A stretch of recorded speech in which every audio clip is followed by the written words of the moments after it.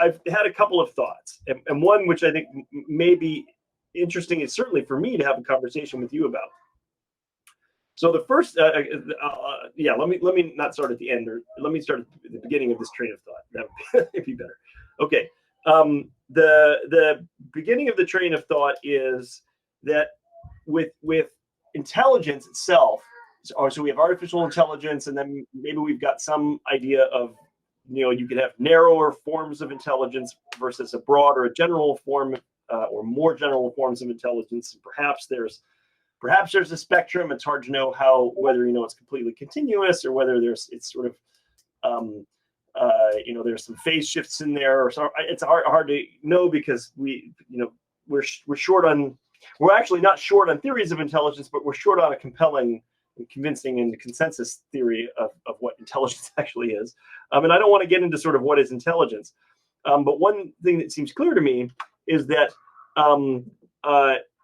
this particular phenomenon does break our disruption models. I think that's pretty clear. And so what I don't want to do is make the mistake of, if you've got a hammer, then every problem looks like a nail, right?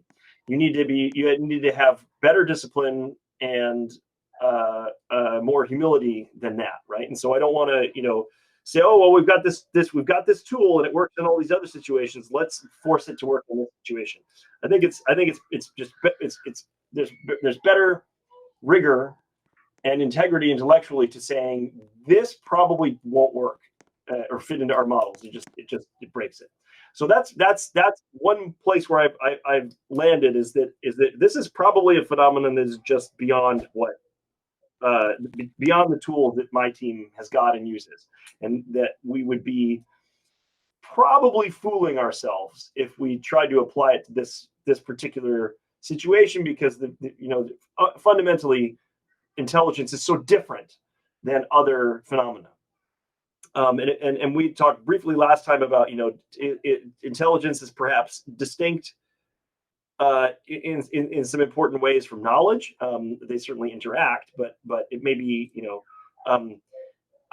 in my mind it's pretty clear that those two things are distinct, because you can imagine that with a given set of knowledge, agents or systems with different levels of intelligence can achieve more or less practical effect out of that. So if you're defining technology as a practical form of knowledge, you have to have intelligence stand in relation to that in order to see anything go into practice. And an unintelligent system can't get much of practical use out of knowledge, and a more intelligent system can get more practical use, more utility or usefulness, or it's in one or more ways, however you want to think about it, can get more benefit out of that same amount of knowledge. And so to my mind, that's pretty clear. It's pretty clear from that line of thinking. I wouldn't necessarily call it an argument necessarily, but I think that through that reasoning alone, it's pretty clear that intelligence is not identical, at least in some sense, to knowledge itself. And as a result, intelligence is something more than other technologies. Other technologies, at least the way that my team and our theoretical framework defines technologies, is as knowledge, not anything more than that. So so that's why I think this AI and certainly, well, not maybe not certainly, but AI and perhaps especially AGI and especially super intelligence. That's why I think these probably break our model. They are not technologies in the sense that we conceive of technologies normally. So there's something remarkable or different or special, exceptional, whatever, about AI and AGI that sets them apart on a fundamental level from other technologies. And so I would be very hesitant to try to apply we would be reasoning by analogy and probably making grave errors rather than being able to sort of formally and legitimately fit the phenomenon into our model in a useful way. Okay, so that's the first thing that occurred to me, is just be humble. This probably just isn't going to work because it's too special or too exceptional of a case, or just completely wrong category. It's just not we've been making category errors trying to analyze it with the tools we've got. Okay, so that's the first thing. The second thing then is that, well, is there anything about this or any piece of this that we can analyze? Um, Sorry, and just to interrupt, Adam. Sorry, go ahead. Yeah, Matt asked a good question about the sort of model of disruption you have, maybe assuming a static level of intelligence.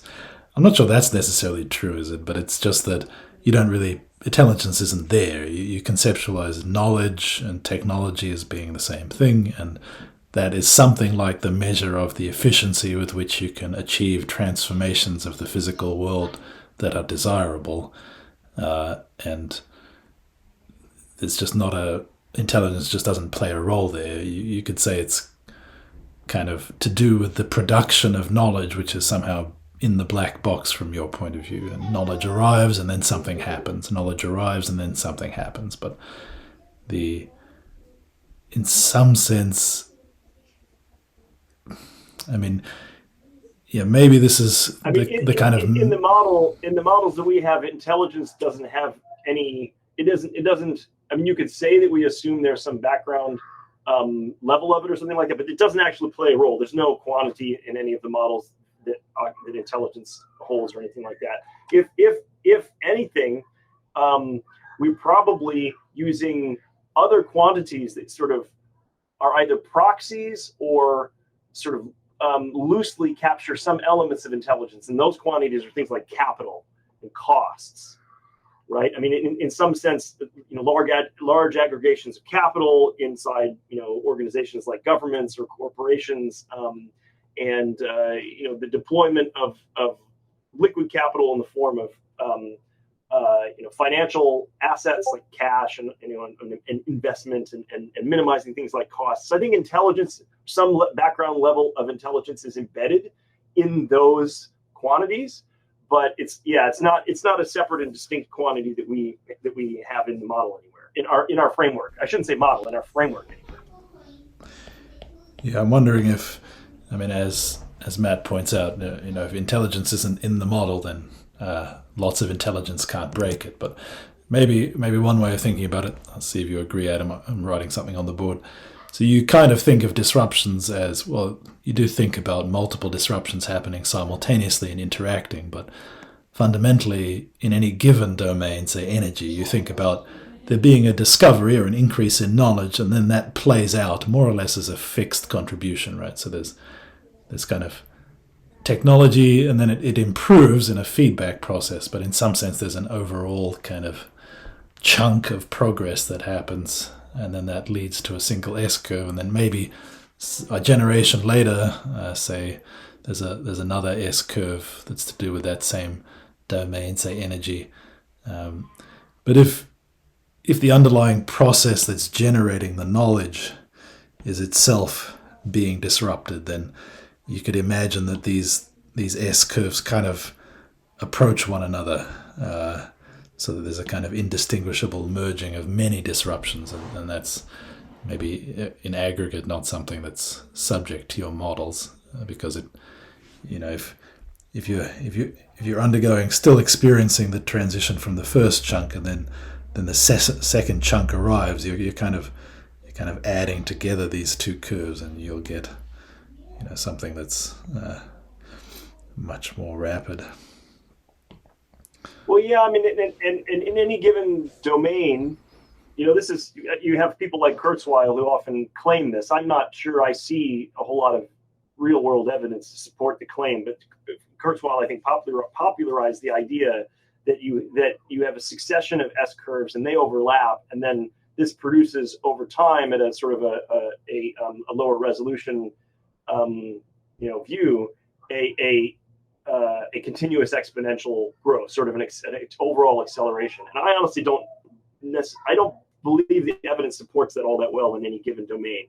You can kind of squint at human history and broadly say that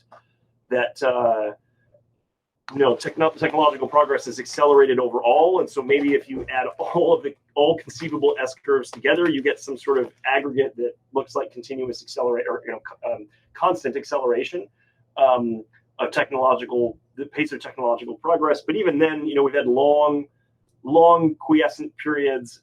So I'm not sure that there's a whole lot we can generalize in terms of claims about how these curves or overlap rather. But one thing that we do see, I think, more often, or sorry, so what's the right way to say this? Yes, okay. So on the one hand, we do seem to, in at least in recent years, we do seem to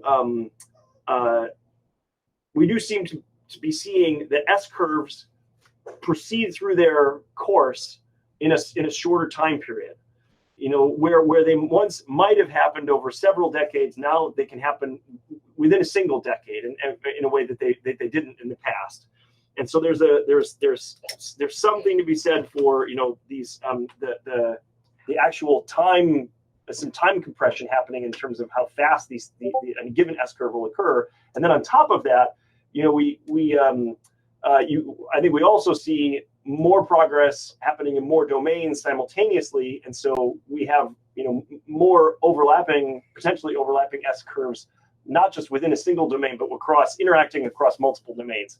And certainly that's the case sort of in the 20th century, and now into the 21st century, and in a way that it wasn't, for example, 1,000 years ago or 10,000 years ago. So that, I think, there's good evidence, strong evidence, pretty clear evidence for. The whole bit about how the next S curve naturally follows on from the last, and they overlap, and that I think there's less evidence in any given domain for that. We've ended up waiting a long time for electric vehicles, for example, after combustion engines vehicles disrupted horses, and there's lots of other examples like that. So the next S curve does not automatically overlap with and chase the previous one. That's not any kind of law you can rely upon.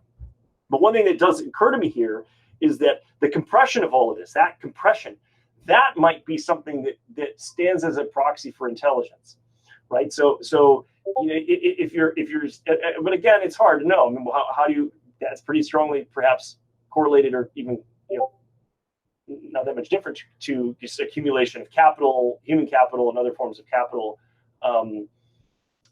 resources, basically. But you could squint at it a certain way and think, okay, well, one reason why we're racing up these S curves maybe a bit faster than in the past. Well, we've had some fast ones, in the past. We had fast Neolithic arrowhead S curves in the Neolithic era, thousands of years ago. Where disruption only took a generation. So, but anyway, if you accept the idea that we're getting faster and we're doing more at once, so both of those things, maybe that is at some level, it could be an individual, but certainly at some group level of analysis, we are smarter. We're able to take the knowledge that we have and utilize it more rapidly, if nothing else, and produce the progress more quickly than we were in the past. And again, I think you could say some things perhaps about that, but I'm hesitant to try to shoehorn intelligence per se into this anywhere in any kind of quantitative sense without thinking about it quite a lot more. Yeah, I like the way you put it earlier that intelligence is, there are quite a few definitions in the context of AGI and so on. You would have seen Shane Leggs with Marcus Hutter, and of course there are many definitions over the decades. Often it's defined in terms of kind of capacity to achieve a goal in a variety of environments or something like that.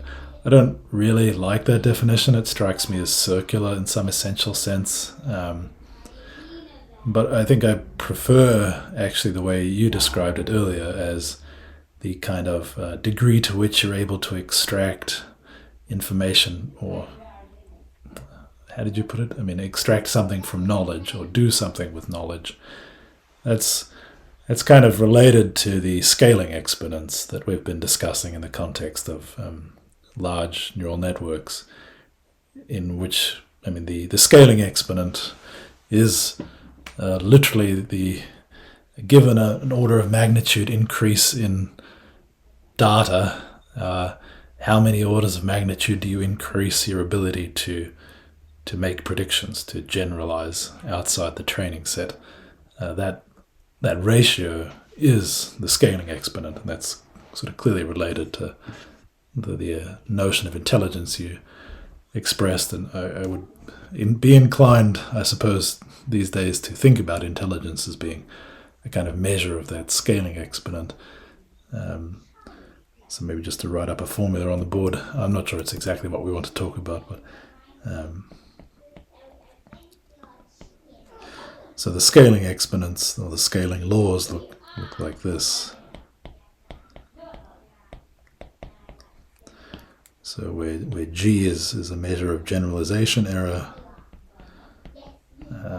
or performance on new data from the same distribution.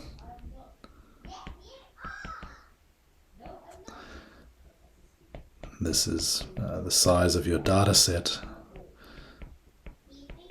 I wouldn't call that knowledge exactly, right? Because it's just data. So that's maybe where this analogy breaks down. But and this thing here is the scaling exponent. So you could say,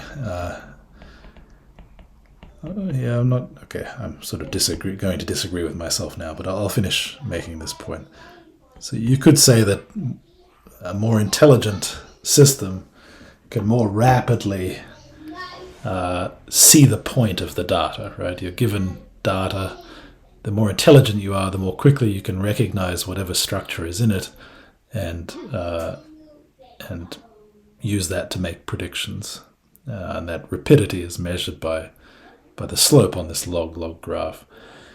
But you would also say if you took a large learning machine and you fed it data, the static end result, say GPT-3, you might say that's intelligent, even though it's not learning anything. So there's clearly a sense in which you can be intelligent even if you're not learning. So I think I'm now going to retreat from this connection between gamma and learning, and intelligence. But I did like the way you put it earlier. Yeah, just want to add one more thought in here. It's a fun aside. So, but just to add one more thought is that there probably needs to be some accommodation or some set of threshold effects or something to capture what we see in real world intelligence, right? I'm a little bit skeptical. I'm open to persuasion, but I'm a little bit skeptical that for any given system, any level of sorry, what's the right way to say this? And I don't know again if this. So I'm sorry. Let me see if I can organize my thinking a little bit better. Okay, so we have several different quantities that are interacting specifically with the scaling laws, right? That seem to be substitutable. You can sort of trade off between them. You've got the size of the data set. You've got this, the hardware, and you've got time. Right, and you can sort of, there's some sense, and maybe it's not perfect, but there's some sense in which these are tradable. That they're you could, if you have more of one or less of the other, you can still get the same result. And I think I'm open to persuasion that holds completely. However, when we look at real world intelligence, and we see this in individual humans, and we see this in different species, we see that. There are there are many real world examples where concrete. Let me make the concrete instead of keeping this abstract. But there's no amount of time that you can give a chimpanzee, and the chimpanzee will be able to understand calculus or something like that. And pick any problem like that, right? You can pick anything like that. There are many examples like that. And so, what does that tell us about the systems? It isn't just a matter of having enough time to crunch away on a problem or whatever. There's some sort of capacity, something about intelligence that you tip past some certain threshold, and suddenly it becomes possible to extract value out of information, data, or perhaps knowledge if it's data that's I don't know how we distinguish knowledge from data exactly, but if you're standing in relation to, if an agent that's intelligent is standing in relation to information, with knowledge or data or the environment or whatever else, there seems to me to be some sense in which the agent's capacities are not continuous, but there are these sort of these thresholds. You exceed them, and suddenly a whole new space of possible outcomes opens up. With respect to the agent in relation to the available data or the available knowledge or whatever, and I think this is sort of a fundamental question now going forward: is are beyond human intelligence is going to continue encountering sort of these ceilings and then break through, and suddenly whole new domains are accessible that simply weren't accessible with a lesser amount of intelligence given all the time in the universe, or is it from this point on all just fundamentally accessible to human scale intelligence? If we got the tools we need, did you really just have to crack symbolic reasoning and abstraction and I don't know, memory or something, and suddenly anything that's intelligible can be intelligible to a human level intelligence given enough time? I don't know. I guess I'm open to persuasion, but my intuition is that we still thresholds are still ahead of us, that there are going to be things that no amount of time or education would a human could ever grasp, that probably machines are going to be able to access in the same way that chimps and dogs and cats, maybe not dolphins, I don't know, but other mammals that are not as intelligent as us simply cannot access in massive realms of intelligibility. I think that's already clear. I posted on Discord a discussion that some chess players were having about the impact of AlphaGo on chess. I presume there's a similar conversation happening in Korean and Chinese about Weiqi or Go, but they were pointing out that you can kind of glimpse the idea that AlphaGo has about certain kinds of moves, but it's just beyond any human to really hold all the relevant factors in their head.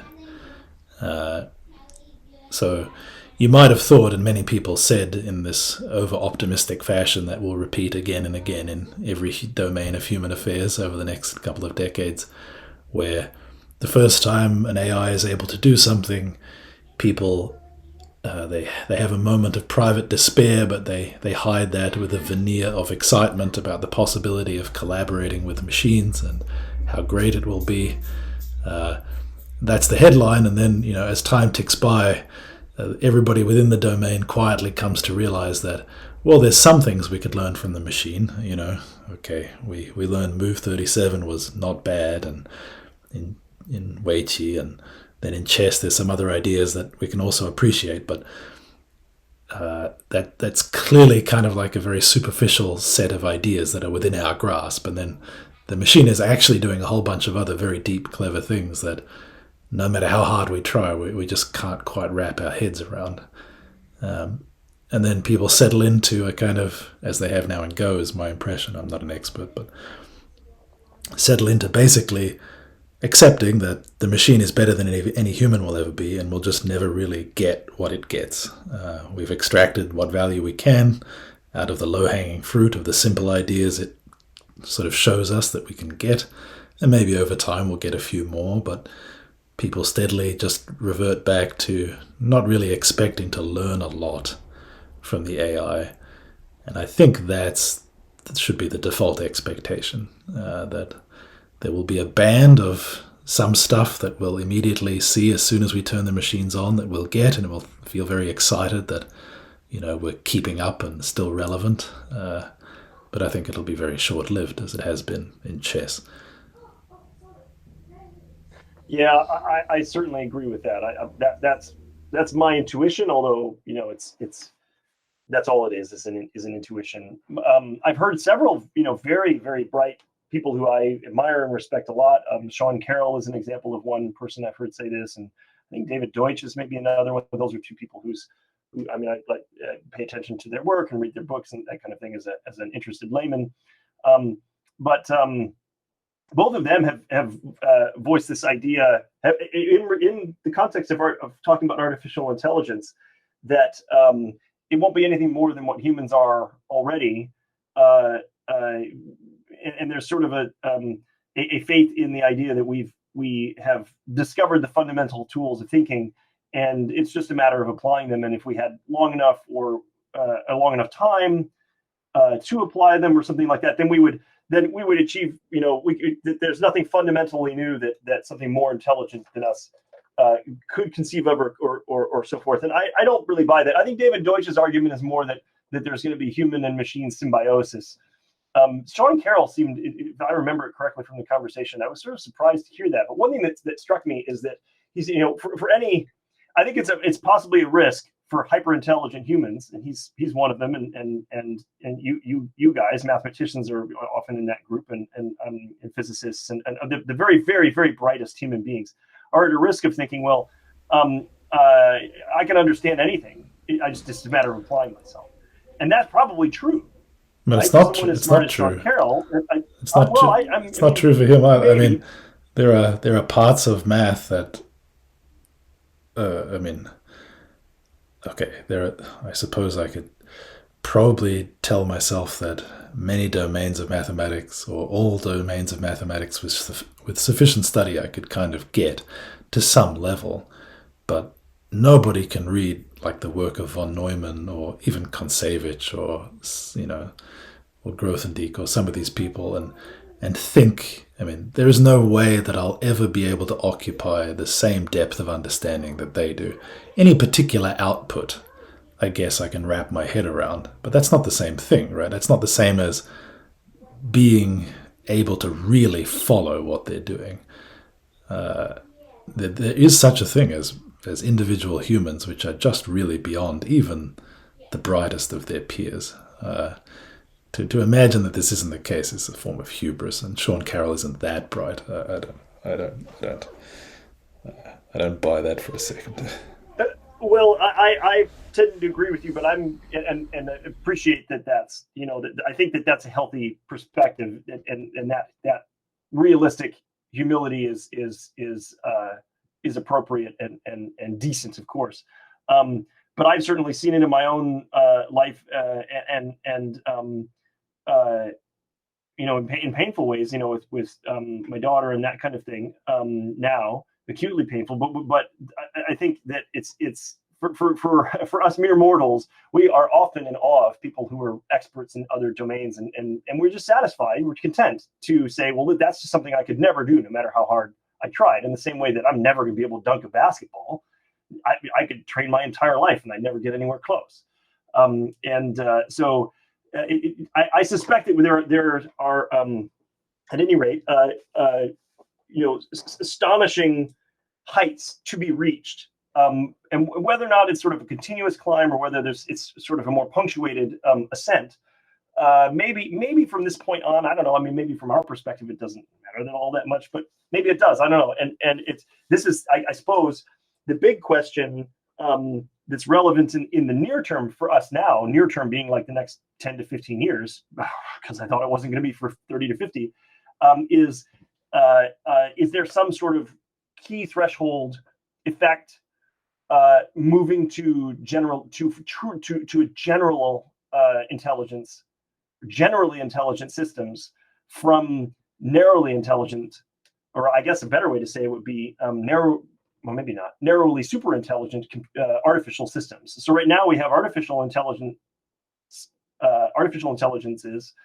Some are sort of approach what humans are able to do. I guess maybe image recognition and things like that. Humans are, still pretty close to the gold standard, although they're now being exceeded in some ways.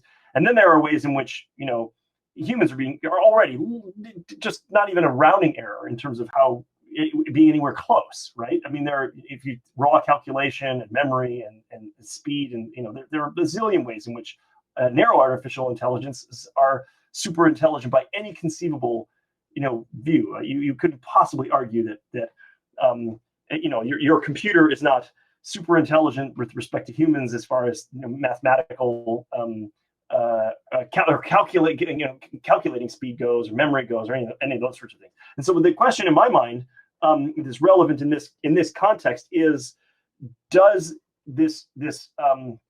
is there a sort of a paradigm shift coming when we move, when systems, if and when systems, and maybe we think it's going to be soon, move from being narrowly to being generally intelligent, is that going to carve open a stupendously large new space of whatever possible intelligibility, and then everything that goes along with that? In other words, are these new systems going to be so much vastly smarter than us that they then have access to uh, uh, enacting that intelligence on the universe to effects that would seem just mind-boggling or magical or whatever to us? And I think many of us suspect, yeah, probably.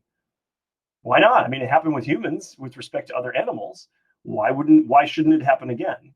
But maybe not. We don't know. But I think that's where my mind is headed with this idea of these some sort of threshold and paradigm shift. Yeah, why is this even an interesting question? Isn't it so obvious that there's just no reason whatsoever to think the other way, right?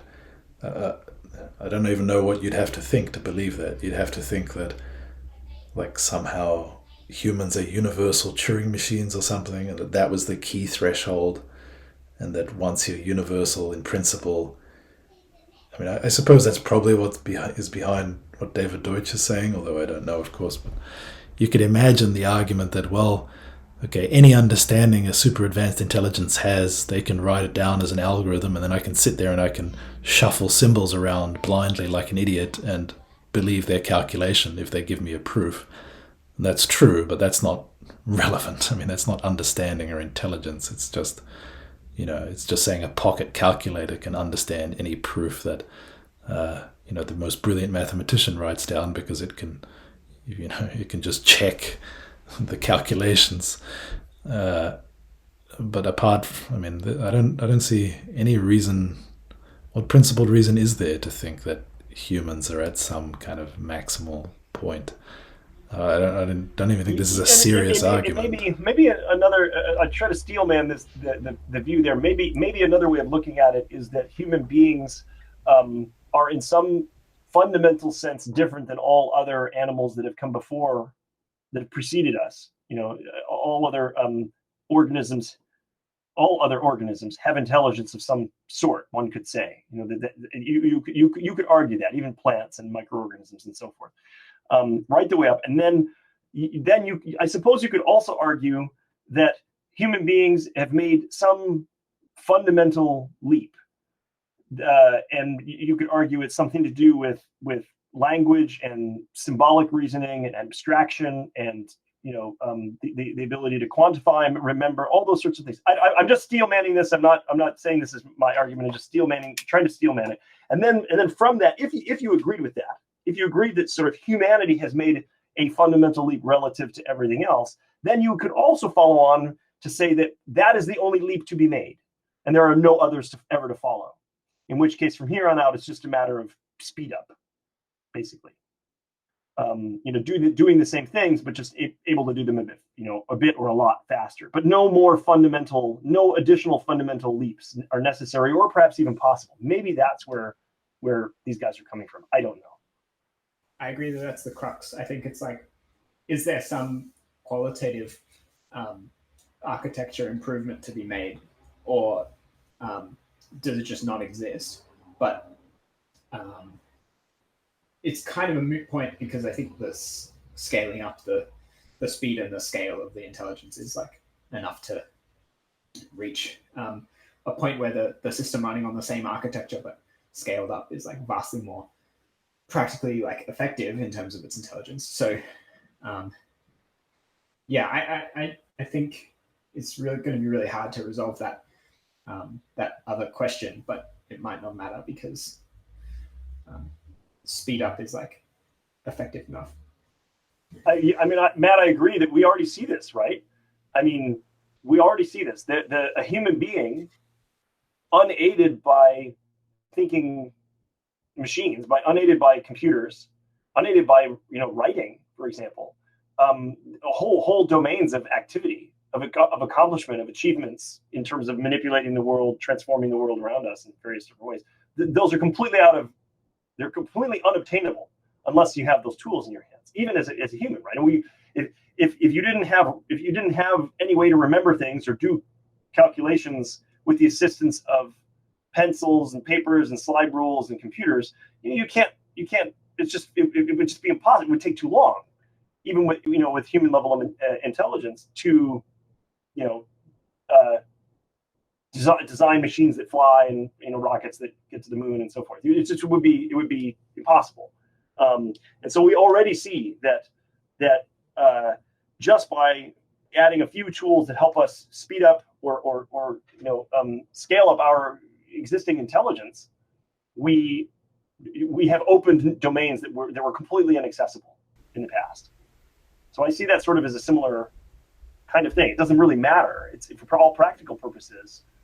It's the new possibilities are going to open up one way or the other, right? Yeah, that's interesting. I think I'm not as convinced that simply scaling up speed and like access to memory is really sufficient to break through some kind of fundamental threshold. So maybe I am a little more sensitive to the argument that so put it this way, it isn't clear at all that multiplying by 10 the number of scientists working on a problem actually increases the rate of progress. Or that if you speed up the wrong people and just give them 10 times more hours per day to work on a problem, that it'll make any difference whatsoever to achieving the outcome. That isn't how progress really works, right? If people, there are some people who are capable of having that idea, which comes from nowhere and doesn't really have any predictable origin that you can simply. It's not continuous where you just multiply some number by 10 and you increase by 10 the probability that it's going to happen, or even scale it up meaningfully. So where those ideas come from and what progress really hinges on is a production function we don't understand at all. And I guess I'm sensitive to the argument that given we don't understand it, simply increasing speed it may not have a very obvious relationship to the rate of progress or whatever. So I think I do believe that what it'll take to get to something like superintelligence is more than simply, for example, just uploading a human and making lots of copies and running them really fast. I suppose you could make the argument that if it's possible for people to do, then sometime that population would achieve it much more quickly. They would then design the AI that would be that thing that I'm asking for. But that's kind of escaping my question, my point a little bit, I think. Yeah, I think I'm inclined to think that it's kind of like a stochastic search process where you're kind of just like waiting to find progress, and there's a lot of randomness. So if you scale up the amount of samples that you're taking, then you're going to increase the probability at which, you'll increase the rate at which you'll randomly find progress. And so there are particular ways where it might not help. Like if someone is not a particularly productive person and you just scale them up, then maybe that's not going to lead anything. But if you sort of set it up, I think on expectation, you will increase the rate of progress. Yeah, maybe, but I think those tail events so I think many other things can very easily swamp. This is maybe we can take the example of, say, the scientific culture in the West versus China, for example. So the Chinese are making lots of scientific progress. Some of it's quite impressive, obviously, but as someone who spent some time in China, you can see the cultural forces which really hammer down anybody who has a different way of thinking about things. And these people are very easy to kind of be discouraged and pushed out of a system. And it's kind of almost by accident that it works anywhere, right? So the people who you really want to be giving resources to make scientific progress are kind of exactly the people that any bureaucracy or machine you can build wants to get rid of in many cases. So it's like scaling up things in human affairs often has the effect of exactly doing the wrong thing, because it systematizes and scales up management processes and so on in such a way that the accidents are made lower probability. So I think that the relationship between scientific progress as it actually happens versus what the scientific management kind of people at the high levels of government and institutions think, these two things are very different. And I think the former is, I'm not sure it's so sensitive to scaling in any predictable way. I could easily imagine a future in which the human population is 100 times larger and scientific progress is zero or close to zero. That seems to me, I mean, even with lots of money spent on science and lots of emphasis on science. So, this is, I guess, a different discussion, but yeah, I think so. Maybe if I understand right, you're kind of saying that, okay, maybe it's possible to scale intelligence, but it seems like for at least some of the ways that you could imagine scaling human institutions that produce knowledge, there would be a tendency for that not to actually scale that's right. progress, even though you scale. So it's like there are also ways in which it might not work. And so I guess the question is, do we find the ways that do work? So I think I'm pointing to what I see as, so when I say I'm optimistic about, say, simply scaling up large models or something, it's not because I reason by analogy with scaling up sort of many humans together being better than an individual human. I'm very much not optimistic about that kind of scaling. But what we see when we scale large models is the emergence of, at various sort of levels of new capabilities or more refined representations that look more like reasoning and such things. So it's more like something like vertical increase rather than horizontal, right? It's depth rather than breadth that we seem to be discovering with increasing scale. So if it was merely a matter of so that's much more uncertain or less predictable than if it were the case that simply sort of horizontally scaling, as you might with human organizations. If that were a reliable path towards progress, then I suppose we would be much more comfortable predicting that AIs, if they can achieve something close to human level intelligence, could easily go beyond it, because you could just run it more and make more of them and put them together. So I suppose I think that is a bit of the argument for why once you get to human level intelligence, you'll very quickly go beyond it, right? Because you can just build many, many copies or run them faster or something. I am actually not sure I believe that. I nonetheless do believe that that transition might be quite rapid, but I think it's not that simple. Yeah.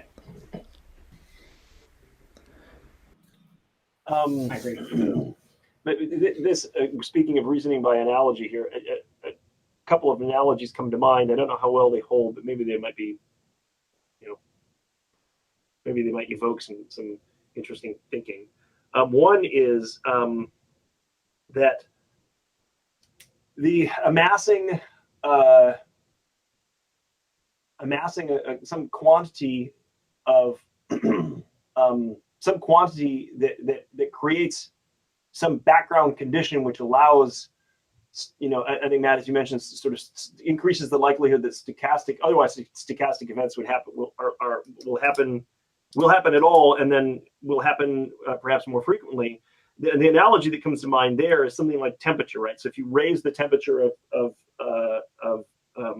water, then you're I think there's some physical examples of this where if you raise the temperature of water, you get more evaporation, but evaporation, I think, is sort of fundamentally stochastic. A handful of individual molecules will sort of make the leap to out of the one phase into the other. And I think you can kind of put something similar to this into effect. I think there's some cooking or some preparation methods that do this, where you can get grains of rice to jump out of something if you raise the temperature, or you boil it, or under certain circumstances. So anyway, it's just an analogy. The idea that you can have some background quantity, and if you increase it, then you're sort of enabling background conditions for leaps to occur from smaller entities or something within that. And so this is, population is sort of probably the most obvious one, but there are other quantities you could imagine, like wealth and capital and resources and that kind of thing. But population is the big one. If you've got a given chance for a genius like John von Neumann to appear, you're probably not going to happen if there's human population is only 1,000 people, but much higher chances if the population is 10 billion people. And if it was 100 billion people or trillion people, then you'd have a lot more John von Neumann kind of things. So that's the first thing, that maybe there's something interesting to think about there. And then the second one, again, trade-offs are in my mind here. Anytime you have a trade-off, it's worth circling back to think about the concept of cost. And in economics, this is sort of in money and finance and our personal lives, cost is quite a nebulous idea, but I think at its most fundamental level, cost is really about making trade-offs, right? It's about exchange. It's about weighing different things against one another, and trading off opportunities in one domain, or in service of one value or goal against opportunities in others. And if you can reduce the cost of something, then you can increase the likelihood that it might happen. So, for example, in a system where scientific progress is extremely costly, you can imagine that there were, the institutions, the bureaucracy, the culture, all sorts of things would be very resistant to that, because if it was costly, or if it was risky, for example, that's another form of cost. But if you were to lower the cost far enough, or lower the risk far enough, then you can imagine that progress could happen much more rapidly, or much more freely, at any rate, if there was no cost to it, or if the cost is very low. And so one might imagine that in intelligence systems, at least part of what you're doing is reducing the cost of achieving certain effects in the world, right? And so we do this by a variety of methods. As human beings, the intelligence that's in a human agent as compared to a chimpanzee or a dog or something like that. But one way we do that is we do with modeling and simulation and prediction.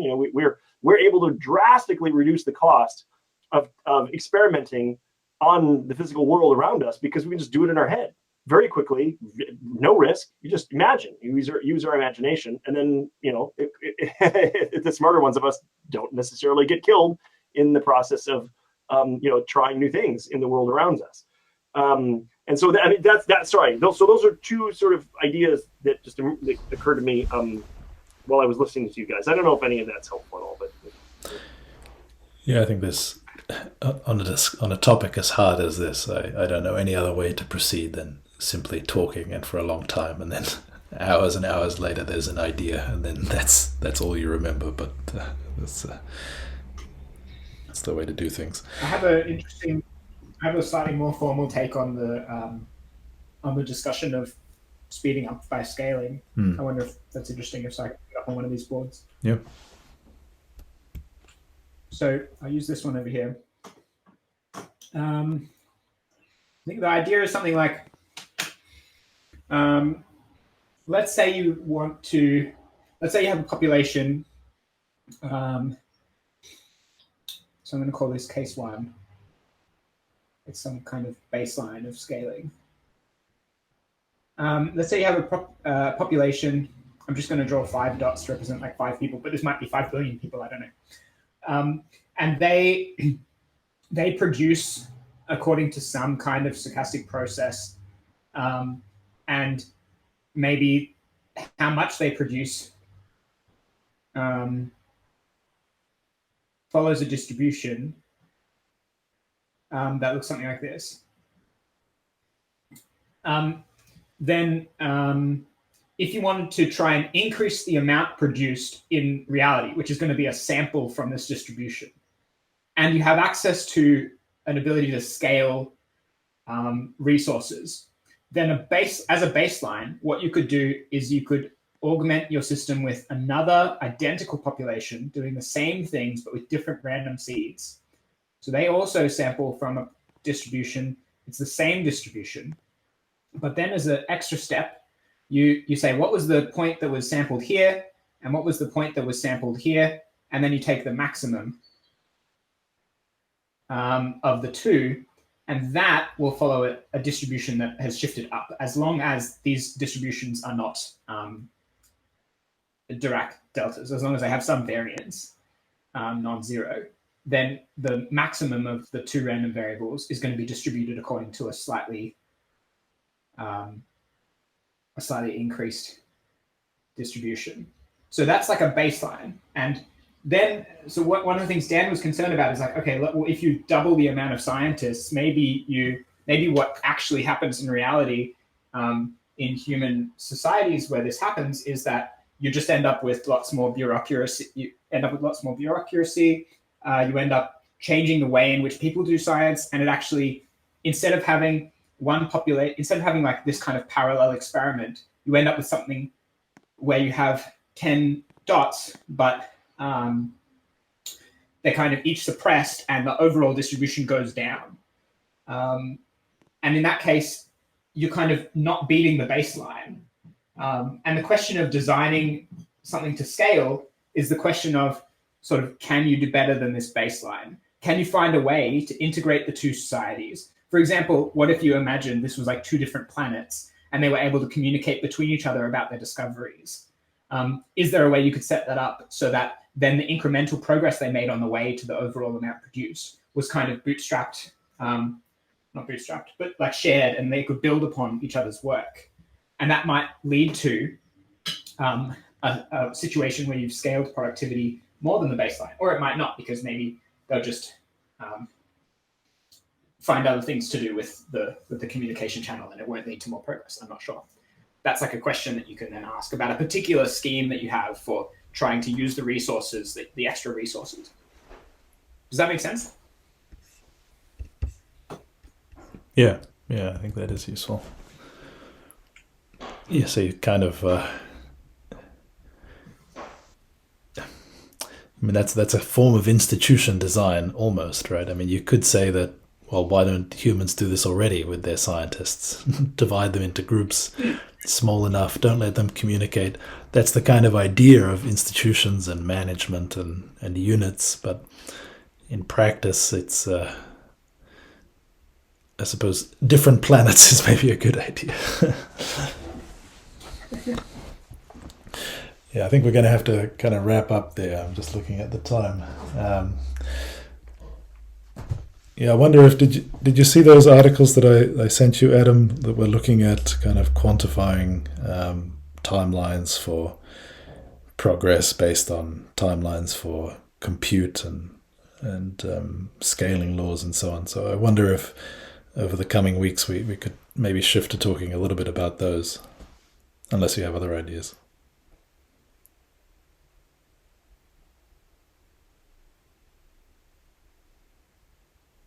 He doesn't like that. Hello, Adam. Are you Adam? Maybe I had to step out for a second. Okay, that's a bit of a funny way to end the session, but we'll leave Adam in. I just wanted to add that the ones that you linked, I think Open Philanthropy has a report that they use that's well known in the AI safety community, and I might put the link to that. Oh, thanks. Yeah. A report on a similar topic.